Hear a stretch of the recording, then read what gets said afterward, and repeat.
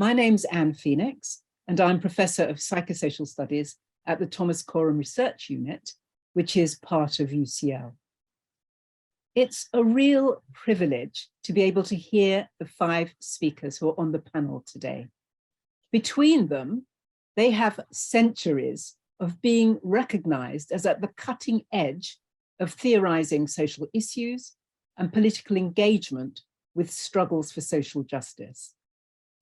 I'd like to start by thanking our hosts, and they are the Birkbeck Department of Psychosocial Studies, and Margarita Aragon has done most of the organizing work and had to teach since Birkbeck's an evening institution. So she's not even here, but she's looking forward to watching this, catching up with it later. So that's the first host. The next is the International Center on Racism, where James Renton is kindly hosting the Zoom space, although you can't see him.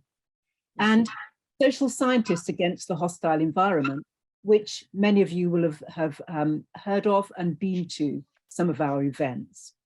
The video will be hosted by Monitor Racism at the European University Institute. In terms of housekeeping, can I please remind you to turn off your microphones when you're not actually contributing to the webinar?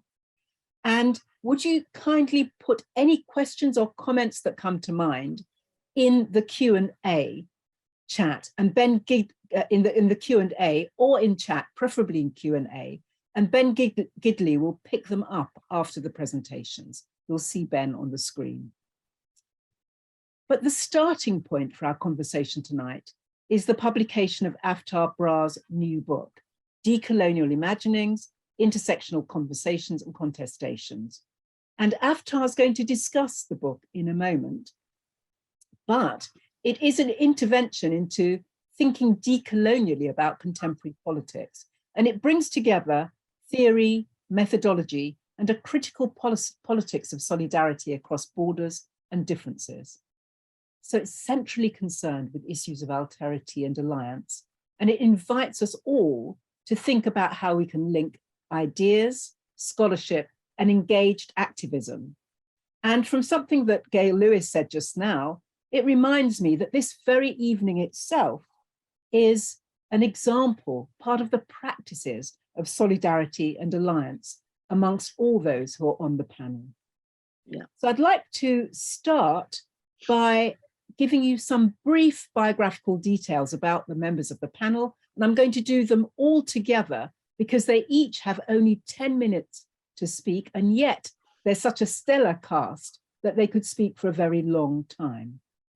Between them, they've won many awards for distinguished scholarship, and they've been much translated.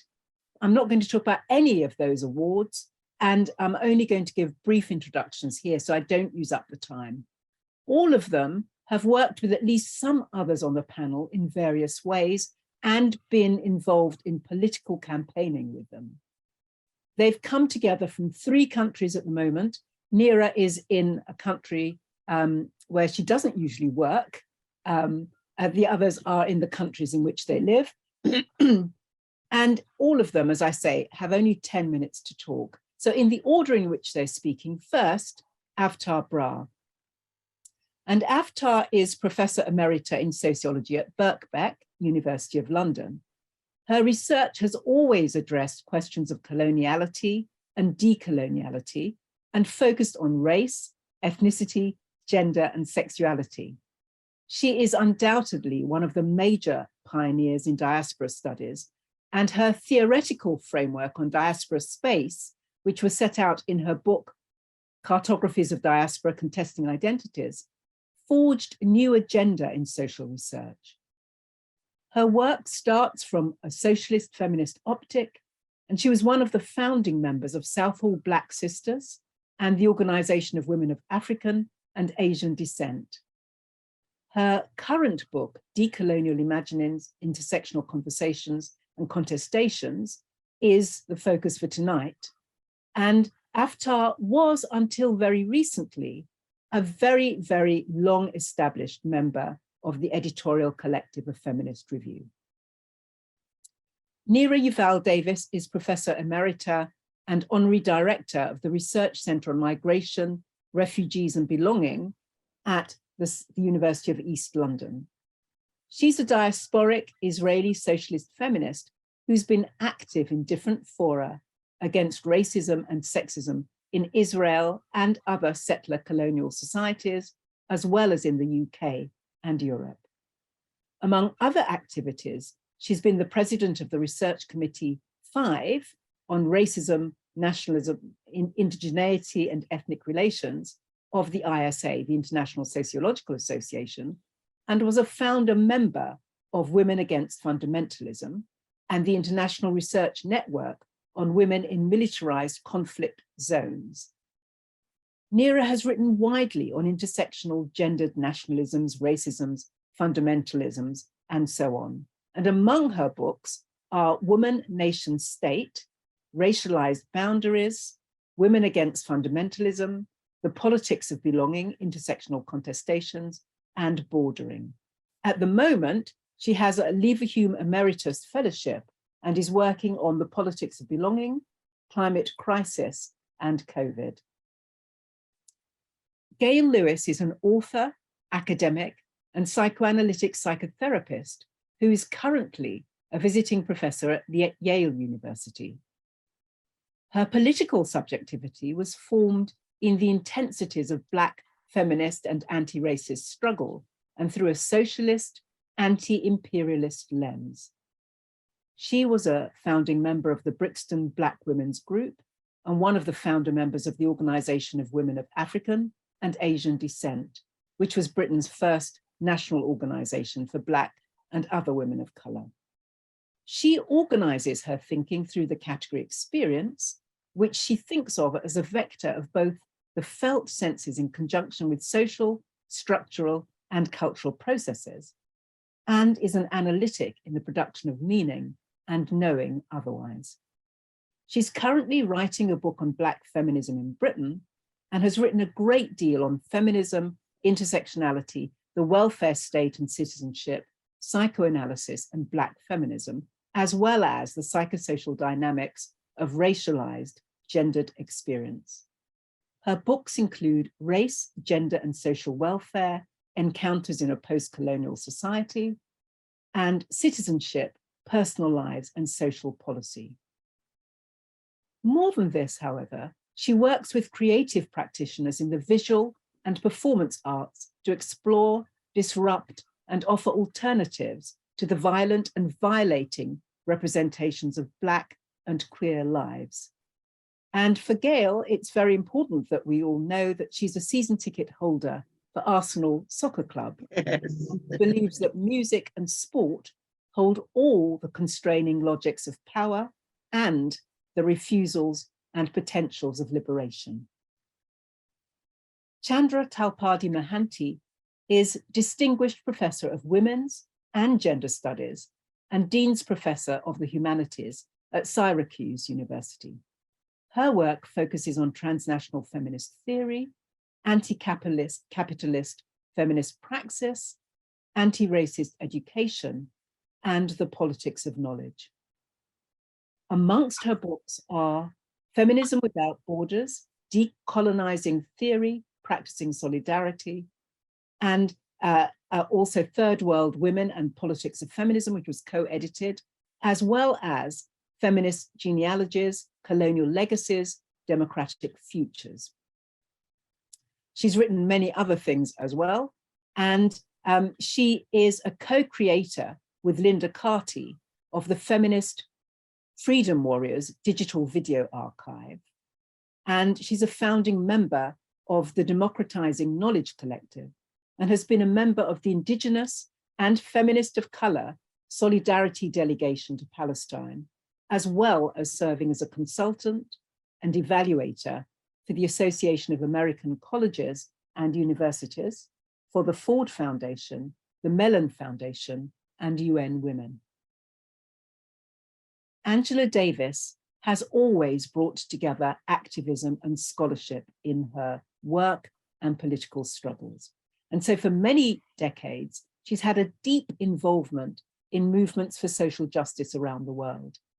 Her work as an educator, both at the university level and in the larger public sphere, has always emphasized the importance of building communities of struggle for economic, racial, and gender justice.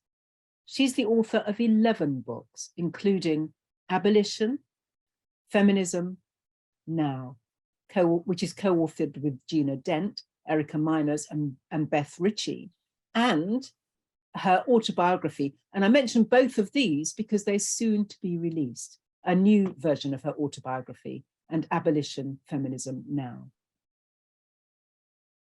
Angela's teaching career has taken her to San Francisco State University, Mills College, and UC Berkeley. She's taught at a number of different places, but most recently, she spent 15 years at the University of California at Santa Cruz, where she's now distinguished Professor Emerita of History of Consciousness, which is an interdisciplinary PhD program, and also of feminist studies. She was a founding member of Critical Resistance, which is a national organization dedicated to the dismantling of the prison industrial complex. Internationally, she's affiliated with Sisters Inside, an abolitionist organization based in Queensland, Australia, that works in solidarity with women in prison. Angela is especially concerned with a general tendency to devote more resources and attention to the prison system than to educational institutions. Having helped to popularize the notion of the prison industrial complex, she urges us all to think seriously about the future possibility of a world without prisons and to help forge a 21st century abolitionist movement.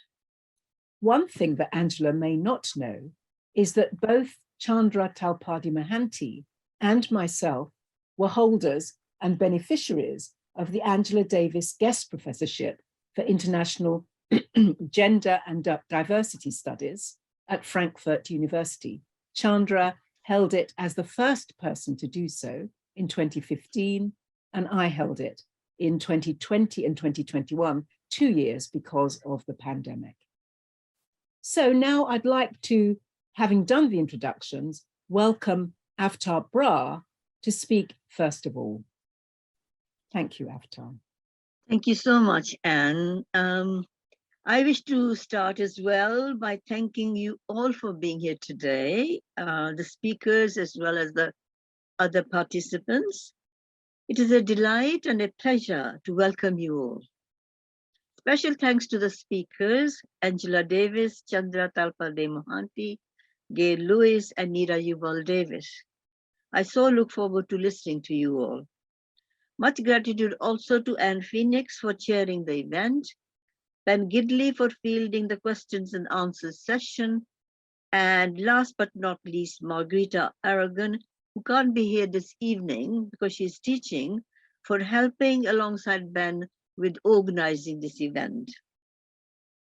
So for my own contribution to discussion this evening, the 10 minutes I have decided to say a few words about certain themes in the book, especially in relation to particular key concepts and politics that underpin the text. I've had 3 main objectives in mind while writing the book. Firstly, I wanted to think about the term decoloniality. It's being used a lot these days, and I wanted to spend a bit of time sort of thinking about it. You know, what do we mean by it? What does it represent, both in terms of how it operates as a conceptual framework, but what does it do politically as well? Secondly, I hope to examine the ways in which questions of race, gender, class, and sexuality intertwine and intersect in the production of decolonial discourses and practices. Thirdly, I wish to explore the question as to how best to develop decolonial politics that emphasize solidarity and alliance. I begin by making a distinction between the concepts of decolonization and decoloniality. The concept of decolonization, as distinct from decoloniality, has existed for a long time, as we know. It refers to processes, events, and histories of political challenge and resistance mounted by colonized peoples at the time of gaining political independence from the colonizing powers. For instance, India, the country of my birth, gained political independence in 1947, whereas Uganda, the country where I grew up, did not achieve independence until 1962. Now, in relation to decoloniality, more recently, however, we have witnessed the emergence of the discourse of decoloniality, as I said earlier, with its focus on epistemic genealogies and the regimes of knowledge, foregrounding the fact that knowledge itself is an integral part of imperial processes of appropriation. The concept of decolonization was transformed into decoloniality towards the end of the Cold War, with the aim in large part to emphasize decolonization of knowledge so as to critique, challenge, and dismantle colonial epistemic hierarchies. It is important to recognize that the discourse of decoloniality has emerged in parallel with the discourse of post-coloniality, though the two are distinct developments. The concept of post-coloniality is associated primarily with the experience of British colonialism, whereas the notion of decoloniality has tended to be applied to the context of South America, the Caribbean, and to Latino, especially Latino populations in the USA. One could view these twin concepts as marking complementary projects with similar goals of transformation. In the book Decolonial Imaginings, we are thinking of tonight, I apply decolonial social and cultural theory to the analysis of borders and boundaries, and how the politics of connectivity and belonging are produced in and through struggles over difference. Taking an interdisciplinary approach, I examine the power dynamics that mark and underpin multiple formations of border crossings, both physical and metaphorical. My aim has been to suggest new ways of imagining the decolonial, and as such, highlight the myriad ways in which mobilities assume variable social forms. Increasingly, scholars are drawing attention to the renewed importance of coloniality and decoloniality in the modern world, especially in relation to epistemic genealogies. Indeed, as scholars such as Stuart Hall have argued, coloniality is constitutive of modernity. This means that a focus on knowledge regimes, which is emphasized by the discourse of decoloniality, needs to be complemented by analysis of socioeconomic, cultural, and political dimensions. I have explored the concepts of coloniality, post-coloniality, and decoloniality because they centrally inform my analysis, especially in terms of feminist decoloniality, which offers a gendered reading of capitalist modernity. Decolonial feminist politics interrogate, challenge, and finally aim to erase the colonial difference embedded in the notion of coloniality of power. The term coloniality of power highlights the inseparability of racialization and capitalist exploitation. Formal colonialism may be largely over, though not entirely, but the power relations derived from colonialism and the coloniality of power remain an important feature of our contemporary world. Here it is relevant to refer to the feminist concept of politics of location. This term addresses the ways in which axes of differentiation, such as class, gender, and race, are theorized as intersecting modalities in which we are all differently positioned. Today, we are likely to use the concept of intersectionality to name these phenomena in order to determine how they intertwine and impact our body, mind, and psyche. In Britain, the project of political Black feminism has been at the forefront of enacting decolonial politics, in my view. It emerged as a feminist coalition amongst women of African, Caribbean, and South Asian heritage. I was part of the development of this movement, initially in Bristol, but more substantially in London. We challenged such institutions as immigration law, modes of oppressive policing, and other policies of the state that had negative impact on racialized communities.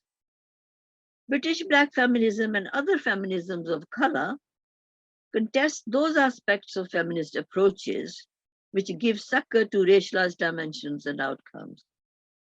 Today, it is likely that the term Black is reserved for those with a Black African heritage, and the term people of color is deployed to cover other groups with an ancestry in Africa, Asia, the Middle East, or Latin America, as well as indigenous peoples. It is important to address the political genealogies of such changes in terminology, for they reference political cleavages as well as alliances. In conclusion, I emphasize that decolonial politics gives us the opportunity to offer priority to forms and regimes of knowledge that have previously been sidelined, ignored, forgotten, or repressed. They seek to ensure that the various marginalized groups are brought from margins to the center. Decolonial politics are, in essence, a mode of coalition politics designed to help us build alliances across difference. They are, following Sylvia Wynter, about the importance of conceiving humanity in terms of a verb rather than a noun. As Wynter argues, being human is a praxis. In other words, decoloniality is concerned to foreground politics that are marked by a desire to address questions of equal rights, egalitarian principles, fairness for all, and social justice. Thank you. Thank you very much, Avtar. It's wonderful. And I'm sure people are clapping at home. But could we now move on to Nira, please? So Nira Yuval Davis. Take the floor. Hi. I'm very pleased to be in this format, not just because we are in this wonderful company, but also because it is to honor the most recent book of my all-time friend, Professor Avtar Brah. Tara and I first met in 1974 in the first conference of the British Sociological Association, just after both of us came to the UK after several years staying in the United States, both of us PhD students, both of us noticeable others. We were immediately attracted to each other. With John became firm friends, and in a year and a bit, we'll be able to celebrate 50 years of our friendship, which I think is absolutely wonderful. Amazingly enough, although we have been working, we had a lot of interest in common, and although we worked on different issues, but also similar issues, we have never actually cooperated on a particular research project or publication. But in recent years, we were both founding members of Social Scientists Against Hostile Environment, and this has been, together with Anne and Ben and many other wonderful colleagues, and this has been a very good thing. I don't have a long time to talk about the issues of alterity and alliances in my 10-minute speech. So I want to talk, Tara mentioned the issues that she thought were most important for her in the book. But for me, an old favorite of her concept, which appears also in this book, but not in the center stage, is what I most love about her work, which is the notion of diasporic space. Because for me, diasporic space is the ultimate space in which intersectional otherness and differences, as well as similarities, can come together, articulations of difference in power, in attitudes, values. But what is most important in the diasporic space, that it decenter the hegemonic centers of power. And when we look at issues of citizenship, statehood, nationality, racialization, the notion of diasporic space allows and expresses the notion that nobody has the right to fully own the space. This is by definition a shared space in which there are contestations, but there are also togetherness. By the way, it's not by chance that in the subtitles of both Tara's book and my books on politics of belonging and another close friend, Floya Ante's book, the words contestation and intersectionality appears in all of them, because that's what unites us and what is in the notion of diasporic space is so important. But for me, also for my politics, for example, of the issues of Israel-Palestine, but also in other contexts, the notion, which is in some way reflection of the Aboriginal notion that the earth owned us rather than us owning the earth. So in the diasporic space, nobody has a right to completely own the space, either social, political, or physical, and you have to share it, and you have to form an alliance in order to share it. And of course, there are different kinds of alliances and sharing. Rainbow Coalition, for example, can come together across difference to form around particular issues. But I've been for many years engaged in what some of us call transversal solidarity, transversal politics of alliance, in which we are all aware of differential positioning across borders and boundaries, differential power, differential gaze, but what unites us all is our shared values, our shared respect for each other, our shared politics of care, which for me is the ultimate political project of belonging of feminist sisterhood. And in a way, the notion of diasporic space also go beyond simplistic binaries of the West and the rest, and can look at, for example, racializations within the West.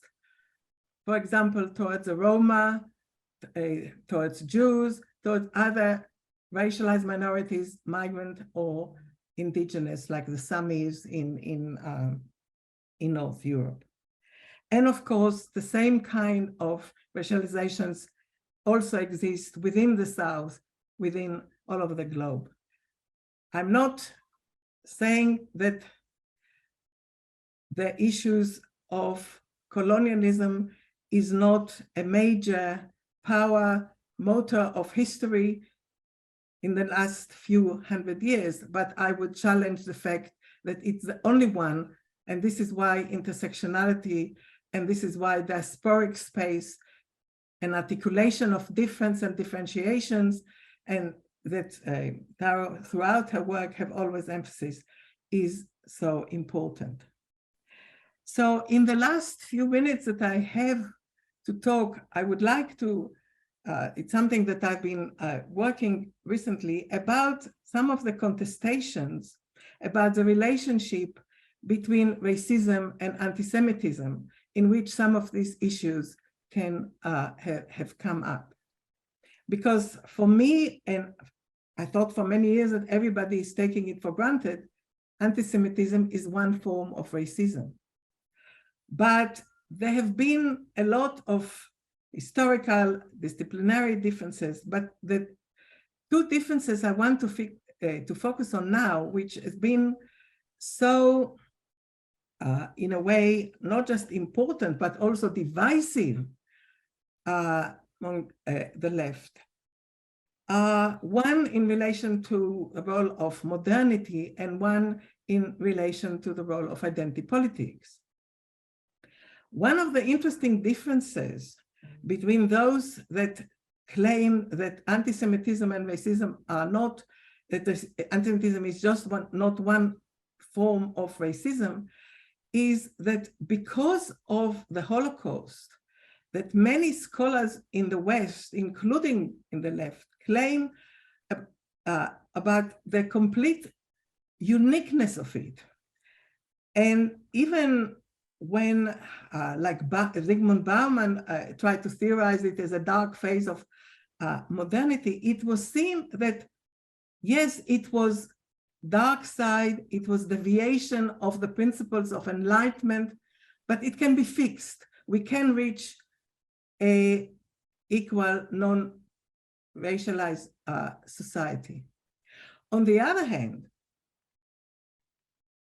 in the subaltern studies and anti-imperialist and anti-colonial studies, and also critiques of global neoliberalism that some of us have been also working on, racialization, differentiation, everyday bordering have been seen as the motto of history, not of a particular deviation or one kind of catastrophe and disaster that can be fixed, but that the whole political, local, and global system are fixed on it.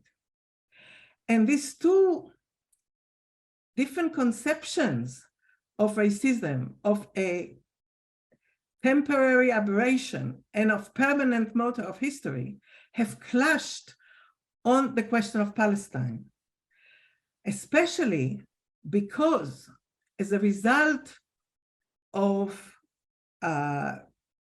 both theoretical but mainly kind of political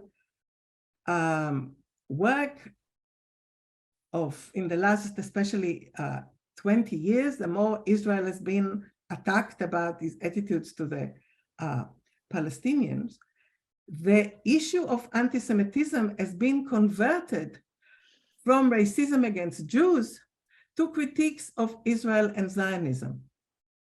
And of course, if you adopt universal principle of anti-racism in Palestine, you have to be against the Israeli occupation, against what they do to the human rights of the people there, as well, individual as well as collective. And this has become more and more interpreted as anti-Semitic. What came to help it has been the fact that on the other side, some modes of left and even intersectional feminists have adopted a type of identity politics which denied that there can be Jews who would not be Zionists, that can be anybody, or even Israelis who would be Zionists. And in the Women's March in 2018, this was some of the highlights of some of this of conflict. So I think what is very important in conclusion is to go beyond identity politics, to go in intersectional articulation and the dynamic modalities of differentiation of positionalities, values, identification in diasporic spaces, decentering of hegemonic power, and creating transversal alliance around the commonality of our politics of care. Thank you. Thank you very much, Nira. That's wonderful. Thank you. And so now I'd like to welcome Gail Lewis to speak. Oh, thank you very much, Anne. Thank you for the introductions. Thank you, Taro, for being my friend, my mentor, the person who provokes me to think differently. And says that we need to do this in order to do the politics that we've been involved in over these many decades. It's a real pleasure to be here with my co-conspirators of many decades. And we've kind of tried to work in ways where wherever we're doing it, we work in ways knowing that they're sitting on our shoulders, helping us to think, helping us to hold the courage to do the work that we need to do, and that so many of us have joined. And because Taro just gets me thinking, I've got pages and pages sitting around me as I've been thinking with her new book and making notes all the time. So I hope I'm going to make a few points that make some sense. And I wish I could see everybody who's in the room and just feel the energy of the participants and the thoughts that will be generated. But I'm going to try and gather those into my little room here in central London. So it is, of course, a pleasure and an honor. But I want to maybe start with that question of alterity, because it seems to me that that's absolutely crucial to thinking with Taro's book, the new book, on the basis of some of the ground that she laid out in Cartographies of Diaspora, and I would say Scent of Memory, that article, and that would be important, I hope, for me when I go on to talk about the question of the figure that's produced in Taro's work, the category of person, by figure I mean. So alterity I want to think of as the not me. So it's not quite the same as the other at all, but the not me, who is always in relation to and with me, and I am always in relation to and with the not me.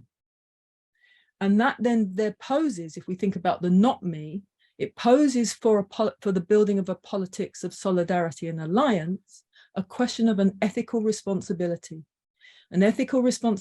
to understand that not me is equal to me and as vital to the project of emancipation that we're working towards, and also that I cannot know me unless I know not me. So I want to think of alterity in that way, really, as a relational field that re-signifies very powerfully the idea of otherness. And this is what, for me, is at the heart of Avtar's work, absolutely at the heart. It's how do we re-signify and strip away from the practices of exploitation, violence, domination, carcerality, all the ways in which we're subjected as persons and oppressed and exploited, stripping that away from what we know as other. To do that, though, requires a lot of work. And if you read with Taro and you think of ourselves, Avtar, and you think about us doing the work that her writing directs us towards, then we are in the project of doing some work. Building a politics of alliance, politics of solidarity requires work, requires us to work together and to enable each other to work, to think through a not me relationship. And what's crucial is that already begins to point us towards a kind of praxis outside of the logics of you're the ones who know, you're the leadership, you're the ones who need saving in all sorts of ways, but rather a relational field in which me, not me, meets together in a structure of gesturing towards equality. And I think Taro really started to do this work very clearly in the Cartographies of Diaspora, especially around her, as people have already said, that concept of diaspora space. That is such a powerful resource for us to think with. Complex one, really complex as it travels to specific locations and particular articulations of struggle, but nevertheless vital to us. And she gives us a really key tool, I think, in many ways. Elements of this are the ways in which she conceptualized difference, the different ways in which she conceptualized difference, centrally how she conceptualizes entanglements and insists on entanglements. It's the entanglements linked to intersectional modalities of power, but it's the entanglements of our lives in those experiences and positions of one and another. And we need to recognize how we're entangled and what that means, it seems to me. And that comes very clear, I think, in Decolonial Imaginings. She also gives us the task of thinking through kind of macro levels, if you like, and down to the granular, the effects of categorical nominations, the namings through which we're constructed as other, as abject, as outside, or as those with authority. But those categorical nominations, really, Taro tells us, they shift and slide between discourses and across time and space. So part of the work we have to do, if we're going to build a politics of alliance, is to think through what does the term migrant mean, for example, in 21st century UK as opposed to 1960 UK? What does it mean in relation to the USA? What does it mean in relation to Nigeria? What does it mean in relation to Lebanon? You know, all those places, when it lands into a particular place, time, how do we understand this category migrant, even while we know on the national stage, in the kind of dominance of international stage, in the dominance of neoliberal thinking, migrant is always a problem, because the mobilities of international finance capital is not considered migrants. So those kinds of movements are not considered within a migratory formation. Yeah, and yet we might want to, in our opposition, to locate them as such and think about the ways in which they travel out. I'm sitting on the edge of the city in London, which is still, despite Brexit, a centre for international finance capital. How does that finance travel around the world to produce all this building, this construction, literally everywhere, of building residences that are going to be empty, and it doesn't matter to the owners of that capital. They can be empty because it still makes money, even while the numbers of homeless on the streets, wherever we are, is growing. We need to understand that. We need to understand in its specificity, and Taro will tell us, as you read through Cartographies and Decolonial Imaginings, where she does the work on movement and migration, you'll see how she insists on going to the granular and thinking through its implications. And that then equips us for doing the political work in our activism. And then we bring our activism back to those concepts not re-signify them, but that have them expand in ways that can attend to the politics on the ground that we have. I think too what Taro observes, so the stuff about the categorical, I think as well, and this is perhaps informed by my interest in experience, and that's informed by my psychoanalytic psychotherapy work, in a sense of who do I meet when I'm in the room with people. Taro also offers us a very complex figure, produced in the dynamics of power, in the dynamics of opposition, and in those diaspora spaces through which those who have moved meet those who have apparently stayed put and are moved anyway. So that's what she's talking about. And this complex figure, I think, is vital because, the complex figures delivered to us in Decolonial Imaginings, particularly in those chapters where she reproduces interviews with other scholars, okay, who are co-conspirators themselves. And so we get the essays that are the more traditional, if you like, academic, theoretical, politically informed and directed essays, but you get the interviews and you get the liveness of a conversation in the room, exploring the very same themes, concepts, issues. But if we really listen to the vibration of those interactions between one and an other, engaged, if you like, in performing an ethical praxis of producing something new, a third, we begin to get demonstrated to us the complexity of ourselves, our not me's and not me's, but also what can happen when we actually meet each other in a context of respect, inquiry, in the interest of transformation. So she models something that we need to take into, and indeed do take into, our political practices of alliance. And what I'm suggesting is that the book itself, Decolonial Imaginings, offers an example of the kinds of work and the kinds of praxis that's required for building a politics of alliance on the basis of an ethical relation through the different forms in which the essays are presented to us. So it's a way to read. And finally, I really want to say, because I know that we're pressed for time, if you read through Decolonial Imaginings, and I think I've already suggested this really, but I want to press it a little bit, is the idea that Taro charges us with a set of to-dos. And some of those are also to think with the very conceptual categories through which we build our analyses. So there's something about the namings that we give to ourselves and the population into different categories of person. Okay, but there's also something about the very categories of analysis through which we work. And we see this for one example. I mean, it's all of the areas that she looks to, and Avtar already gestured towards it when she presented it herself in her opening talk, is that we need to think through, what does it mean? What's involved in thinking through, for example, the question of the concept of border?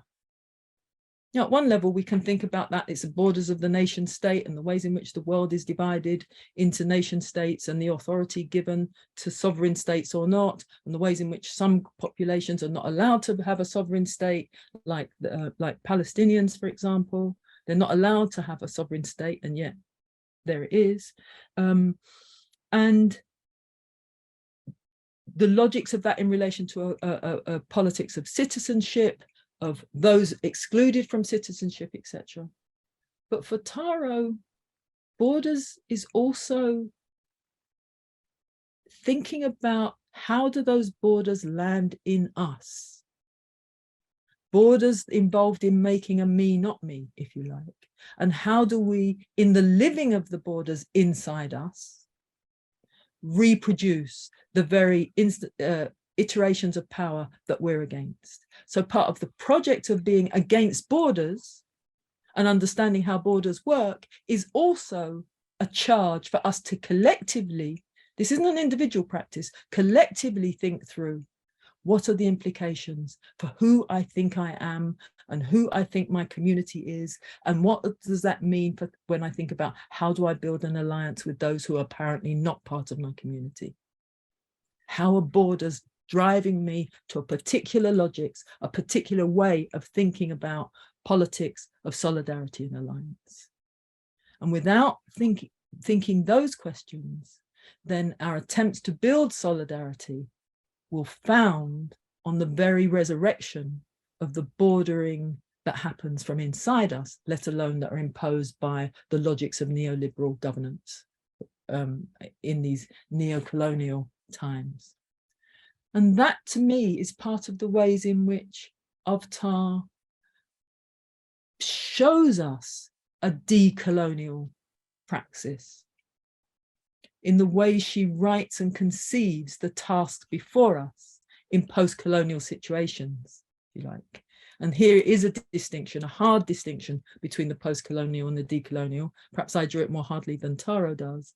But the point is that in charging us with thinking through the very concepts through which we understand the world and the task before us, and how they land in us and outside of us, then that's the logic of building a politics of solidarity and alliance through a lens of the decolonial. So thank you. Thank you very much, Gail. And now I'd like to welcome Chandra Talpade Mohanty to take the floor, please. Thank you so much. I am honestly so incredibly honored to be in this space with very fierce sister comrades who have been key to my own journey and development of feminist thought over the last 4 decades.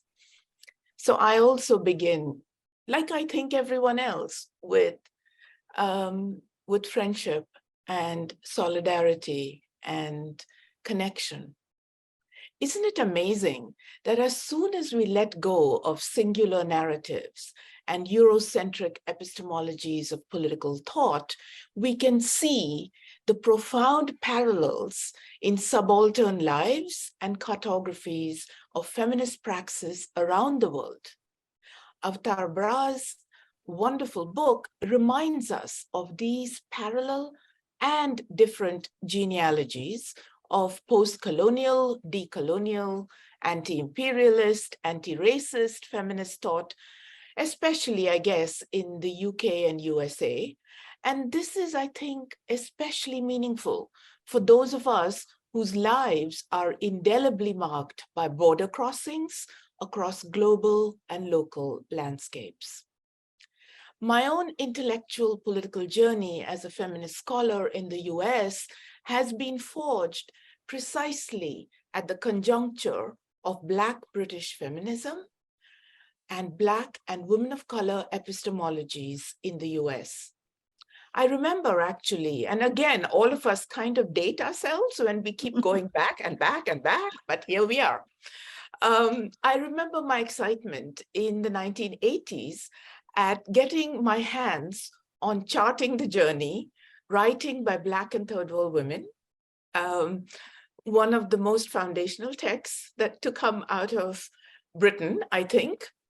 This Bridge Called My Back, writings by radical women of color, another foundational text coming, of course, out of US, and Angela's Women, Race, and Class, which to me was also foundational.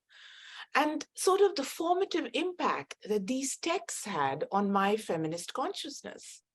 In 1989, I visited London with a small group of students from Oberlin College, meeting and engaging with Black British feminisms.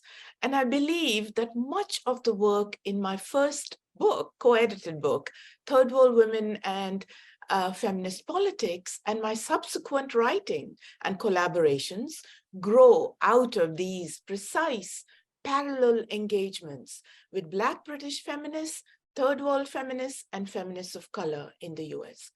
So, you know, today feels like a kind of profound homecoming for me. And I think for many of us, these are some of the core questions that Taro is dealing with that Alterity and Alliance actually suggest when you think about it deeply, as both Gail and Nira have talked about. There's really so much to say about decolonial imaginings, right? But maybe I'll just begin by naming, in no particular order, what I find most valuable in terms of Taro's contributions to radical feminist thought. So of course, as everyone has said, diaspora space as highlighting the entanglements of what she calls the genealogies of dispersal with those of staying put, the politics of connectivity and mutuality, bordering as constitutive of, these are all the things I'm just mentioning in no particular order, as you see, right? There's a lot.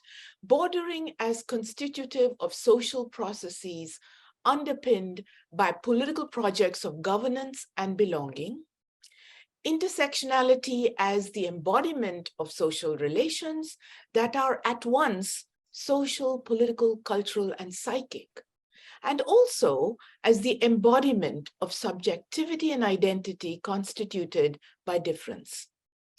And then, of course, and this I think is so amazing because in reflecting on what both Nira and Gail, and Taro, I'm not counting you because you're presenting the entire book, right? So, but both Nira and Gail have talked about, this is to me so amazing. So I'm now talking about Taro's introduction of the Urdu concepts of ajnabi, ghair, and apne, okay, which I find profoundly evocative in imagining feminist futures and creating radical anti-racist feminist communities across difference and alterity, and anchored in a politics of care, mutuality, and connectivity. So you're going to have to bear with me because I'm going to now read about this, because I think it really, unless I read it, it's not going to be, I can't explain it in the right way, right? So sorry, need my glasses.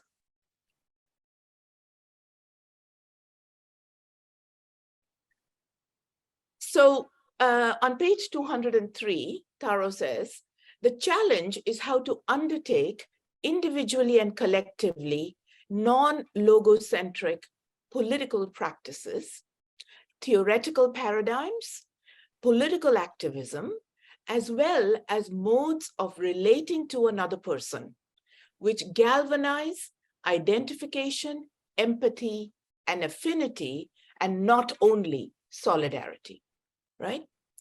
And so here is what she introduces as useful to her in terms of the Urdu concepts of ajnabi, ghair, and apne.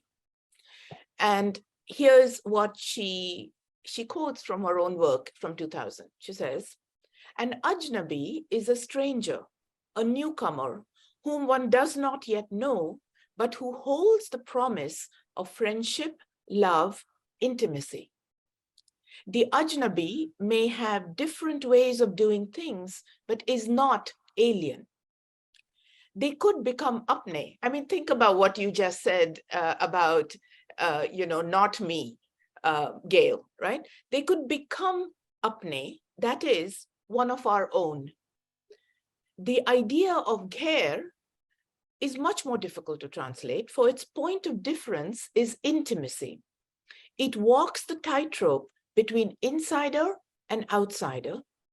The difference of the ghair cannot be fully captured by the dichotomy of self and other, nor is it an essentialist category.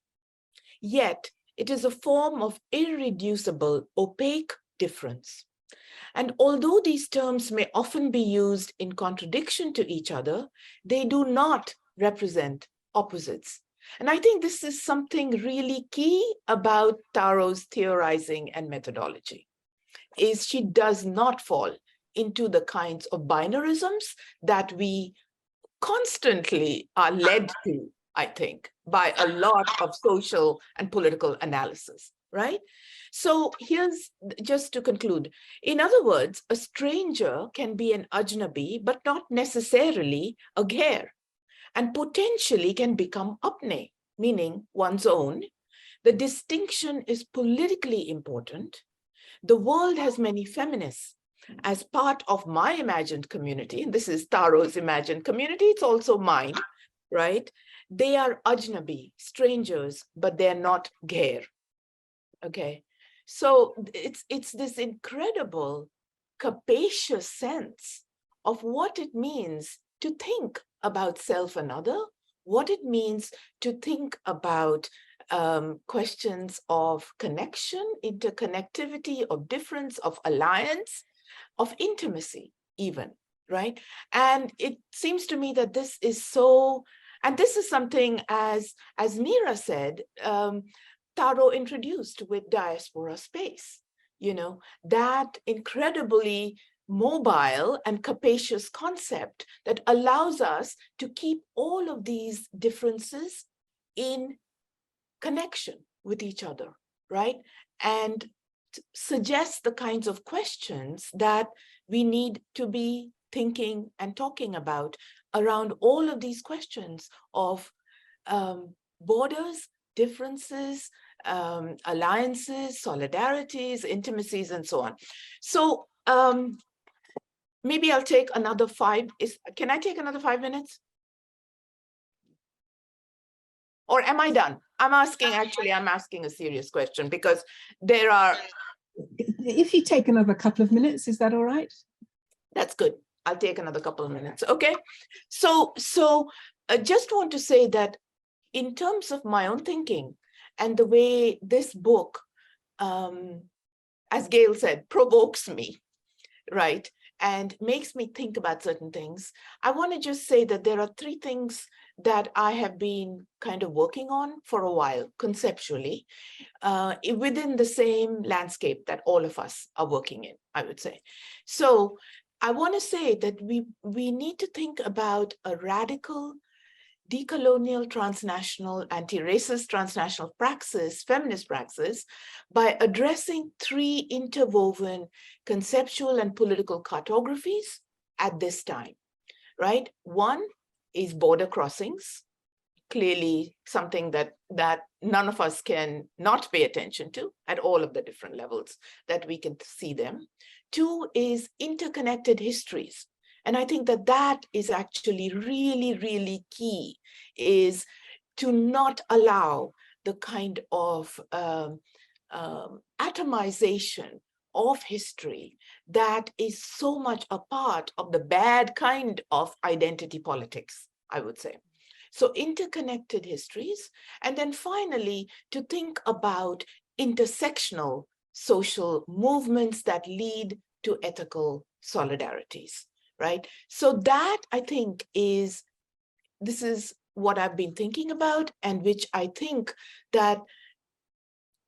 which can parallel and learn from some of the kinds of ways that Taro is talking about, talking about all of the different questions, right?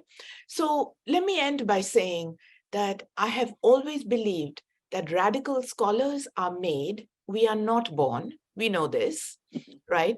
And that we are forged within communities and collectives that teach us how to resist the kind of individualized neoliberal seductions and erasures that result in colonized mindsets or despair. And this is precisely important because of the pandemic and what we've all been going through as well, I think. It is the community and solidarity created even in this moment, right? This particular time and space that honors Avtar Brah's Decolonial Imaginings that provide, I think, sustenance in the midst of the carceral and the neoliberal nation states that we occupy. Histories of decolonization, of resistance and revolution are crucial reminders that radical scholarship and activism are legacies that we inherit and we must claim. So thank you for listening, and thank you, Taro, for this absolutely brilliant text. And thank you, Chandra, for this wonderful talk as well. Yes. So I'd like now to welcome Angela Davis to speak.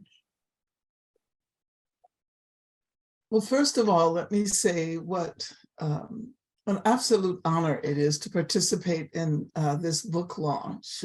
And thank you, Avtar, for offering us the histories and forward-looking ideas we need today, ideas that refuse to be confined by national geographies or not defined by particular temporalities. Ideas that are not simply content with understanding the given, but that reach toward the possible futures that populate our imagination. So I'm especially moved by the fact that I get to participate in this conversation about this phenomenal book with women scholar activists whom I have long admired, whose work I've treasured and whose commitment to radical change I attempt to emulate. I met Avtar when she spent a year at UC Santa Cruz. It was my first year there. And I remember all of those times when we shared both our delight and oftentimes our profound misgivings about that place. And I have to say that my long-term connection with Santa Cruz is very much linked to those conversations we had in those days. And like Chandra, in advance of this gathering, I've been thinking about charting the journey and connecting in connection with this bridge called My Back and the way in which it transformed our ways of thinking and our lives. So I really would like to thank you, Avtar, for offering us this rich collection of essays and conversations around the theme of alterity and solidarity. And your book gestures not only towards ideas produced within the context of past political struggles facing off against racism and class and gender and sexual hierarchies and other intersecting and interrelated movements, but more importantly, toward the future. Some of our most effective scholars help us to rescue ideas that might otherwise be washed away by the tides of time because they did not sufficiently resonate in ways that might help them achieve the kind of durability that would give them second or third or even more chances to test their potential to resonate within a different historical context. And of course, feminisms, especially Black feminisms, indigenous feminisms, women of color, anti-racist, anti-capitalist, transnational feminisms, always rely on our capacity to rescue ideas and practices from past eras that were not necessarily linked to feminism and to articulate them with theories and practices we connect with our contemporary intersectional feminisms. And I appreciate the fact that you included in this collection a gesture toward the way in which you, Avtar, and Anne Phoenix defined intersectionality. And of course, the whole genealogy of intersectionality is something that we might discuss if we had more time.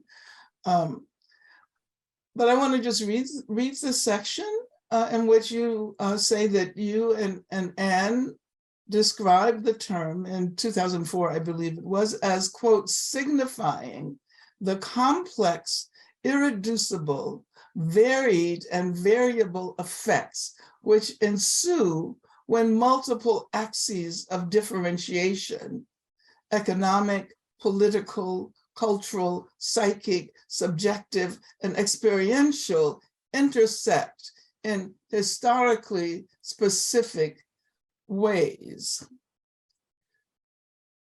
Now, yeah, that is a conversation that, of course, would require far more than the few minutes I have left. So I want to reflect on the fact that Decolonial Imaginings is replete with examples of concepts that have been retooled and that will, I am sure, be taken up in the future. And I'm imagining how this text will be read by succeeding generations. But in the couple of minutes that are left, I want to briefly refer to a couple of the many ideas that may be of assistance to new generations of scholar activists who are attempting to make sense of the social, political, cultural worlds they inhabit and want to transform. And one has to do with what some now call the notion of political Blackness. And especially in relation to its formulation within the framework of Black British feminism. Many years ago, when I first encountered this notion and met or became familiar with ideas produced by many of the women on this panel and their collaborators. When I first encountered this term, it seemed at odds. When I first encountered this notion, it seemed at odds with the constructions of Blackness with which I was familiar. However, it did not take long to recognize the anti-imperialist genealogies that rendered ideas of political Blackness not only intelligible, but politically necessary.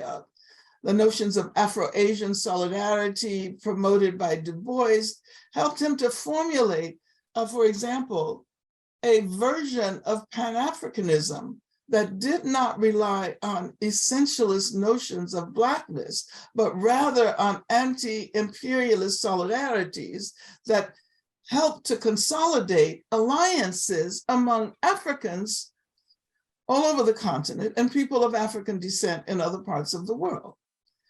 But discourses underwritten by racism relegated these strategic alliances to the margin, while more dominant expressions of affinities among Africans and African-descended people relied on notions of kinship linked to discourses of racism.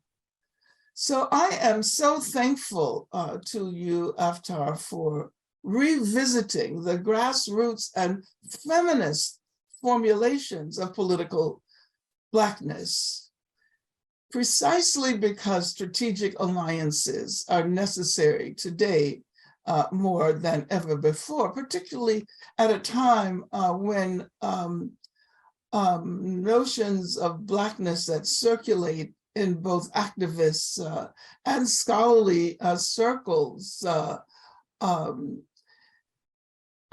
tend to move us back towards the discourses I was referring to when I spoke about Du Bois's Pan-Africanism.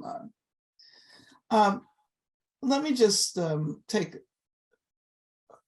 let's see, what time is it? It's, I know we're supposed to have a period of questions, so I don't want to take very much longer, but I want to say that your book made me reflect on the vicissitudes of assuming that Black is considered fundamentally to be a signifier of individual identity. And it made me think about what it might mean to build movements that are designed not so much to represent the needs of communities that are assumed to be already given, but rather movements that take on the task of forging communities grounded in struggle and defined in relation to the differences that emerge from collective efforts to achieve freedom and equality. Goals, of course, which also change in accordance with the insights that emerge from those struggles. And so I want to end with one of your formulations, Avtar, about the project of your book. The aim is to help install cultural and political practices that respect difference, so as to ensure that not everything is reduced to the economy of the same, but it is important to mobilize a resolutely non-essentialist concept of difference. The project this book endorses is designed to develop a politics of solidarity across differences. Thank you so much, Avtar. Thank you. Thank you very much, Angela.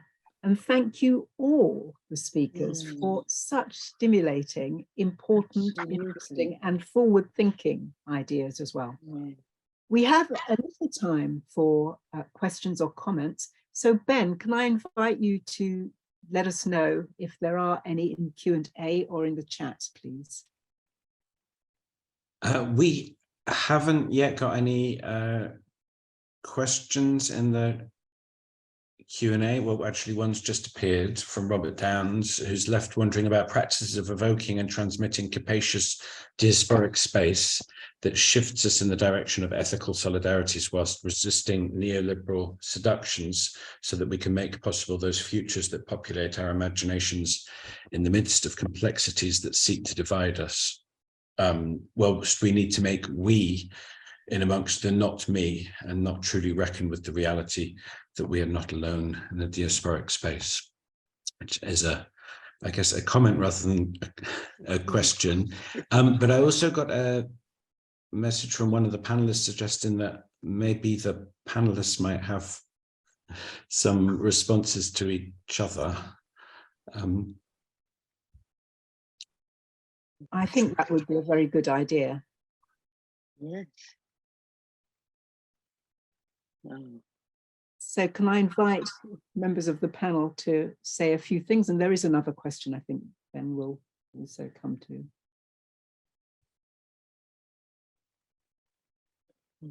Well, on my screen, Chandra, you happen to be the first. So do you have any responses?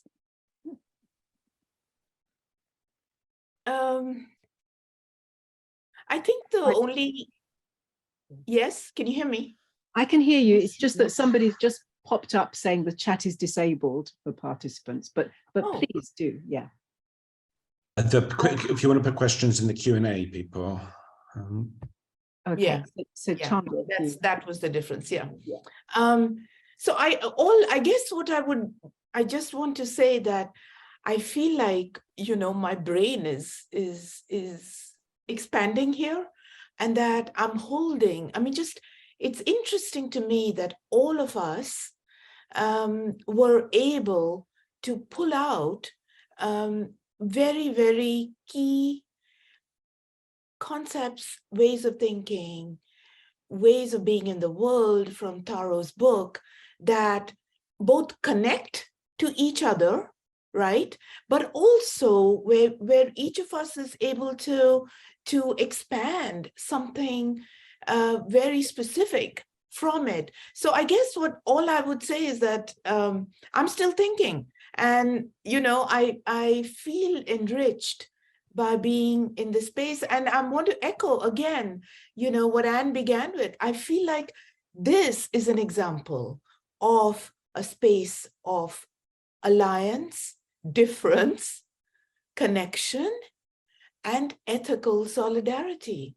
Now, I think I have always thought that questions of intimacy, of affect, of connection, of friendship, all of these, for me, a politics of care, I think, as Nira said first, like are fundamental to creating any of these connectivities across difference.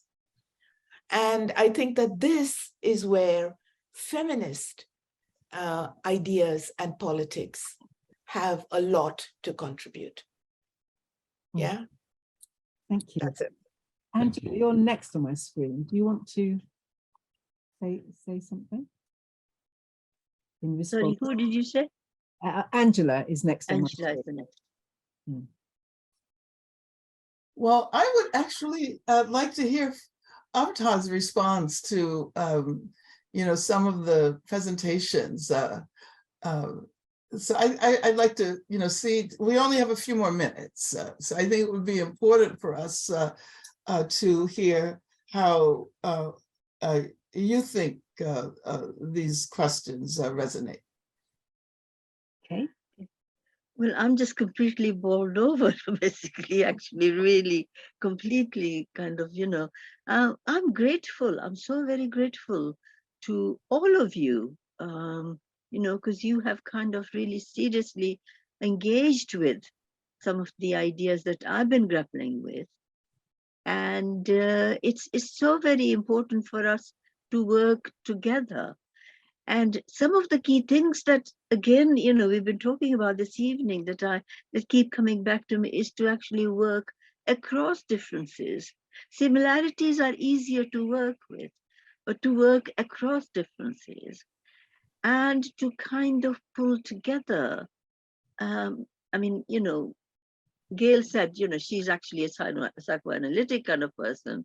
I know, and works a lot around questions of psychology and difference and things like that. But I think I'm just fascinated by this whole kind of psychoanalytic concept of what Gail said, me, not me. I'm going to be kind of, you know, thinking about that, how we actually work with that distinction, you know. And so, but I'm just so grateful to all of you, really so very grateful. And I'm kind of thinking with you all and saying, well, what kind of politics are we, what kind of conjuncture are we at the moment? And what are sort of things do we work with and work against and work for, work towards? Those are sort of key questions for us. I mean, they're different in different contexts, but they're also common things for all of us to look at. And for me, the struggle is really, on the one hand, the whole thing about psychic dimensions of experience, you know, but at the same time, and how they kind of manifest themselves into the person, into what we call experience. Mm-hmm. And at the same time, I'm also kind of thinking about how to link that subjectivity, that whole thing about the kind of, you know, unconscious sort of issues with actually material realities. That is sort of very, very important, because often they occur separately. The people work on subjectivity, those questions, but don't necessarily take on board questions of employment, unemployment, you know, those everyday material realities, questions of what we call class, questions of how to think about, for example, sexuality on one hand and class on the other. All those sorts of very complex questions. I'm kind of thinking, you're all making me think further about those. Gail. Sorry, I don't know if there's anybody in the Q&A. But the difficulty is we've got 3 minutes left. So is it? 3 minutes? We can't go over. Well, I don't know. Go over. But all right. What I just wanted to say, it's funny actually, because I had written down in my notes exactly the quote that Chandra did about the Ajnabi. Yes. I can't do the. Yes, I can't that's do right. okay.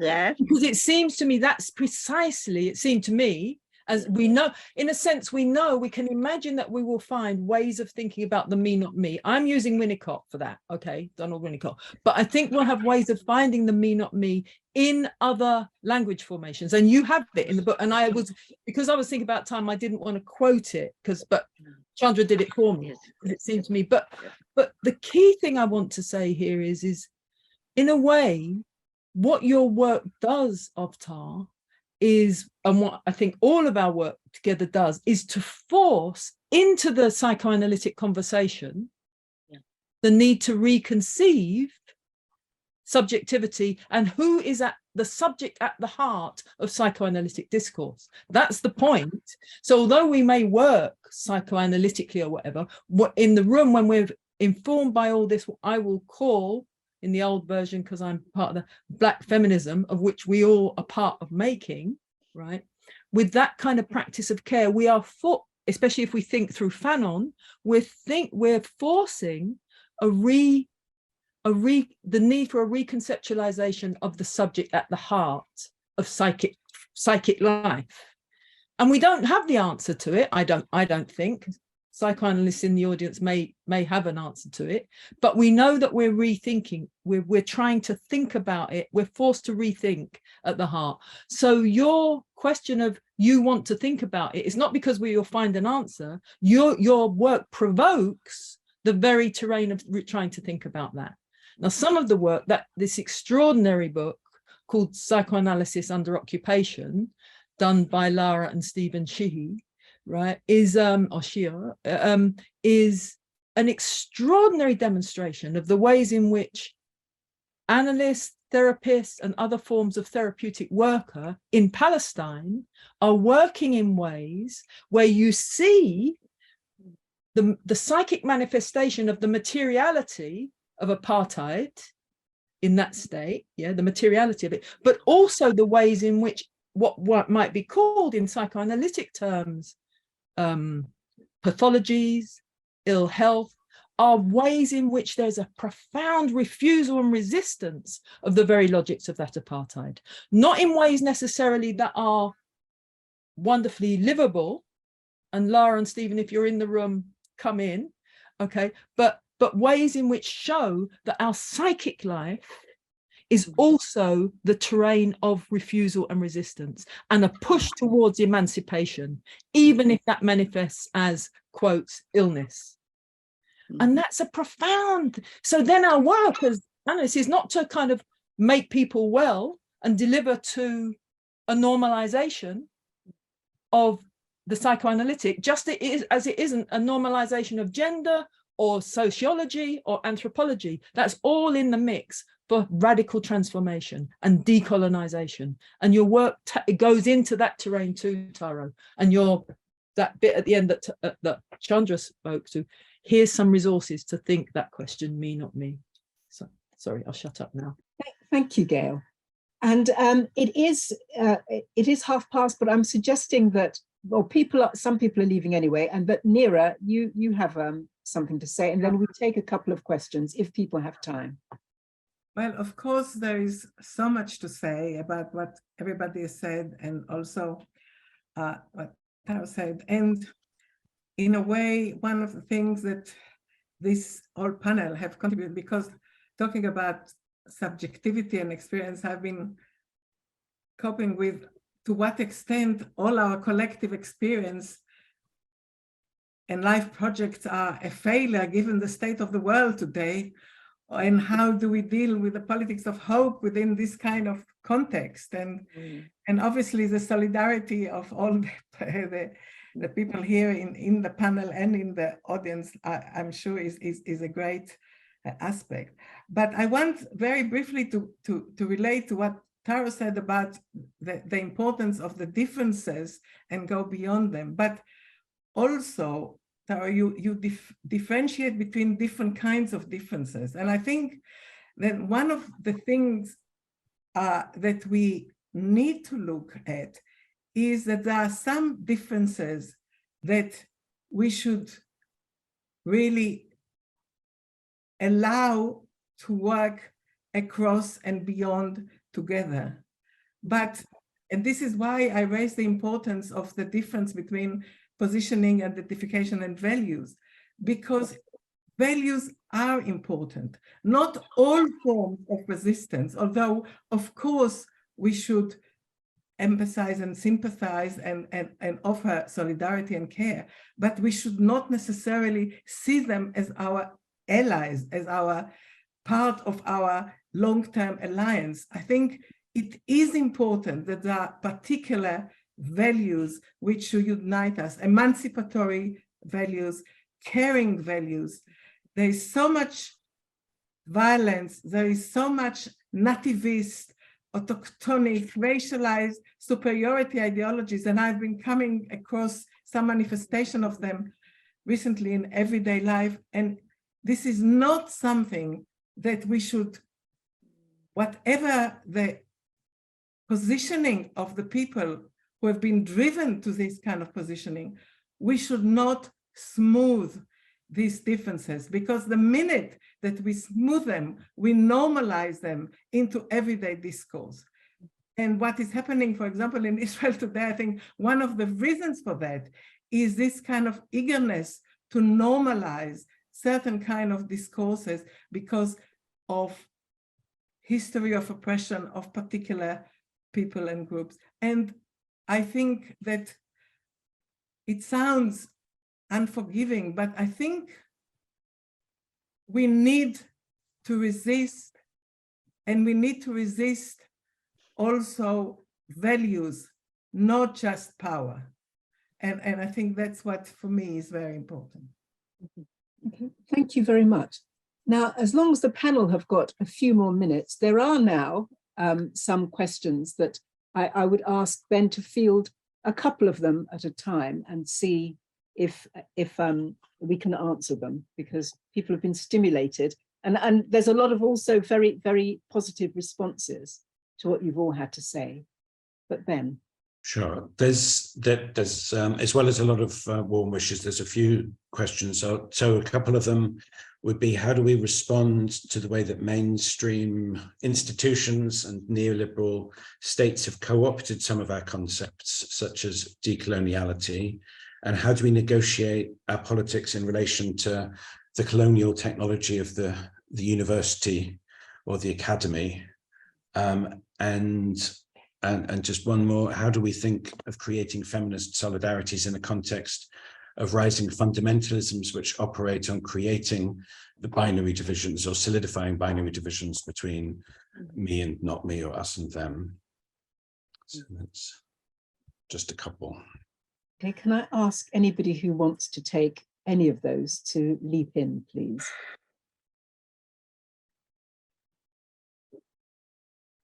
Angela, thank you. Well, not so much to fully engage with that question, but I do have another event at 10:45. So I'll say a few words, and unfortunately, I'll have to sign out. And the point I'd like to make is that the book makes me think about the possibility of using difference, not as a barrier, but rather as the glue for solidarity. We so often assume that we have to move beyond the difference, beyond the differences that putatively divide us, or across the differences. But what if difference could be the glue that actually brings us together? And so I'm really fascinated by that possibility, because precisely, and of course, Gail's interventions about the way in which I am constituted by the not me is an example of the ways in which we can take difference, more difference, not as something to be conquered or something to move beyond, but incorporate it into the way we think about ourselves, and perhaps even more importantly, into the way we organize. So that would lead to organizing strategies that are not always designed to reach a point of agreement, to reach a point of coming together around sameness. Thank you very much. That's really I have to say therefore, for that reason, I want to thank you very much, all the speakers. Absolutely, thank you. For something so stimulating that people have found absolutely wonderful. And Angela, thank you for coming first thing in the morning. And it was wonderful.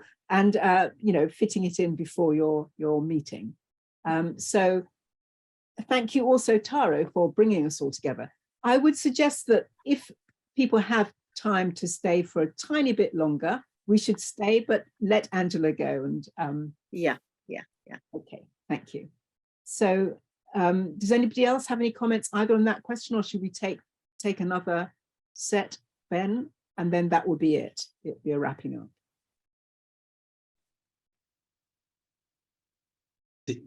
The other two may be good questions, apart from the ones I've mentioned, around, well, there's lots of good questions, but a couple more around what the international support for the uprising in Iran tells us about a politics of affinity and alliance. And a question about the way in which neoliberalism has actively tried to dismantle Black feminism through, for example, languages of meritocracy, how we respond to the kind of deliberate backlash against Black feminism orchestrated from above.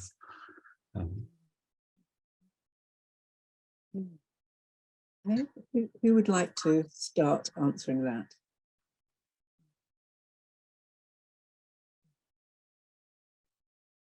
Okay, Gail, can I ask you to start? And I was just going to unmute myself to say that you could, because we want to hear you too. Yeah. And you're part of this whole, you know, you're not just the orchestrator, mistress of ceremonies. You Yes. really. Okay, well, to leap into that first bit about affinities and thinking about Iran, I think exactly the same issues that all of you have been developing pertain, because it is the case that if we're to think about sameness and difference in complex ways, in intersectional ways, then of course we recognize that across the globe, all sorts of struggles are our struggles. And that across constructed differences, we need to be able to form bonds of solidarity and to think through the issues. So I certainly think that the struggles in Iran are struggles that fit very well with the sorts of issues that you have all raised on the panel here, and certainly with both decolonial imaginings and the way in which struggles have to be continually forged and rethought. You know, one of the things really about decolonial imaginings is, and indeed cartographies, Tara, is that I think that you have been prepared to recognize that even though, for example, thinking about the politics of Blackness, the way in which you want to see Blackness theorized lost popularity, that one can still move on and forge alliances and have activist politics that are important and so on. So yes, certainly, I think that these issues are very much part of global rather than just local issues. And you know, thinking about, I mean, many of you have mentioned, for example, Palestine, as well as thinking about localities and so on. So we have to have our imaginings, our decolonial imaginings set broadly. So that's that one. And of course, in very briefly, in the neoliberal universities of the moment, and I think it is universities because even though there are commonalities, universities are also in neoliberal times setting out to be very different, you know, in all sorts of ways in terms of how they're received around the world, and indeed in terms of the images that they want to portray. And I think that one of the issues is to recognize how all sorts of ideas get incorporated into the academy, and in being incorporated, frequently depoliticized and you know, sort of drained of their power quite often, so that we need to forever rework and re-talk about the issues that we see as important, and not just to let them become incorporated. Chandra. So just a couple things to add to that, because this whole vexed notion of the neoliberal academy, you know, has been bothering me for many decades. But I would say one of the, I mean, it's clearly our everyday life, those of us who are in or connected to the academy, right? One of the ways that I have found to push back against the sort of complete appropriation of radical politics, language, ideas, etc., is to build what I think of as communities of dissent or collectivities within academic spaces. I do not think that as individual scholars or teachers, we can actually have a lot of impact pushing back. That's one. So one has to think about oneself as an organizer in the academy. And one has to work to build collectives. And and I feel like this is something that has been a very big part of my teaching, is building collaborations and collectives in the spaces to which I have access and have the privilege to be a part of, right? So that's one. And then the other thing I would say is that, and this is something that comes out of a lot of really important theorizing by indigenous feminist scholars globally. And that is to think about what it means to enact acts of refusal, okay? Where refusal becomes a politics and an ethics of solidarity. And I don't mean, again, individual refusals, okay? Because again, individual refusals will just lead to you being fired. So I actually mean to think and to draw on the sort of indigenous epistemologies that talk about refusal itself at multiple levels, material, but also psychic and bodily levels, yeah, embodied. So anyway, that's just a short contribution. And I think that also addresses another question in thinking about indigenous epistemologies that was asked. So that's really good. Nira. Yes, I think in terms of communities of resistance that Chandra talked about, I think SAE, the social scientist against hostile environment, we are really trying to practice it beyond the boundaries of the institutional spaces in which so many of us are located. But I wanted to comment about the issue of the struggle of women in Iran, because I think it is important to note that the revolution in Iran was the first modern revolution that did not rely on Western ideologies like socialism and nationalism. And the resistance now is emancipatory, but is not anti-colonial, is not anti-imperialist, it's not anti-racist. And yet it is part and parcel of what we are all fighting against. And this is exactly what I was talking about, the flexibility of, but then non-monopoly of the notion of the diasporic space, because it enables us to include in our alliances not just commonalities of history, not just commonalities of ideology, but is based on commonalities of values. Thank you. And just as a quick comeback, I think that it is true that social scientists against the hostile environment is trying to do something very different beyond the bounds of the institution. But it's amazing how the hostile environment has entered universities with actually relatively little concerted resistance in terms of things like, what we expect students, to have to do if they've come from somewhere else, in terms of showing our own passports if we do PhD vivas and so on, something that, some of us fight against and so on. So, I think that there's a great deal more to think about there, but it is important. Okay, does anybody want to say anything else? Because I think we should stop, which is a shame because I think we could go on for a very long time. And before we stop, I want to say thank you before we stop. So you go ahead, but before we stop, I want to just thank you all. I will be contacting you individually as well, but I'm so grateful for this evening and for all the wonderful things, important political contributions you've made. Thank you so very much. I feel honored to have you all in this space. We honor you. Thank you to everybody, and also to everybody who's been here, and to the 113 of you who've stayed till this bitter end beyond our task. So thanks to everybody. Okay, and thank you, Ben, for fielding the question. Thank you so much, Ben. So much, yeah. Yeah, and thank you also to James, who's been quietly dealing with the James Renton with yes, that's his right. views and so on.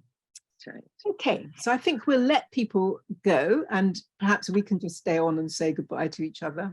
Yeah. So thank you all for coming along and for the interesting questions, which we'll keep even if we haven't answered, because they are so interesting, and for the lovely comments as well.